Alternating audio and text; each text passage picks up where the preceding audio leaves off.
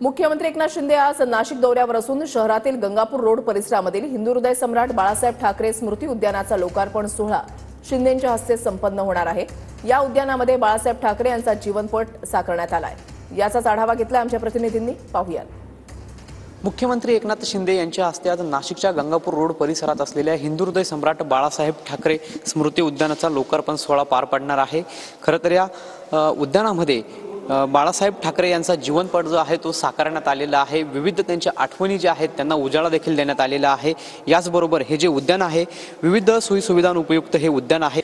कलादालन असेल, ई वाचनालय असेल, वाचनालय असेल, अशा विविध प्रकारच्या ज्या सुविधा आहेत त्या उपलब्ध करून देण्यात आलेल्या आहेत। आणि अशा पद्धतीनं बाळासाहेब ठाकरे यांचा जो जीवनपट आहे तो देखील या ठिकाणी साकारण्यात आलेला आहे। आपण जर दृश्यांमध्ये बघितलं तर विविध क्षेत्रातील मान्यवर असतील त्यांच्यासोबतचे हे फोटो आपल्याला या ठिकाणी भिंतीवरती पाहायला मिळत आहे। आणि अशा पद्धतीची जी ही संकल्पना आहे ही या ठिकाणी साकारण्यात आलेली आहे। आणि एक प्रकारे बाळासाहेब ठाकरे यांना या जीवनपटाच्या माध्यमातून श्रद्धांजली देण्याचा जो प्रयत्न आहे तो नाशिक शिवसेनेच्या वतीनं करण्यात आल्याचं आपल्याला या ठिकाणी पाहायला मिळतोय। कॅमेरा पर्सन प्रसाद पवारसह पवन येवले, TV9 मराठी, नाशिक।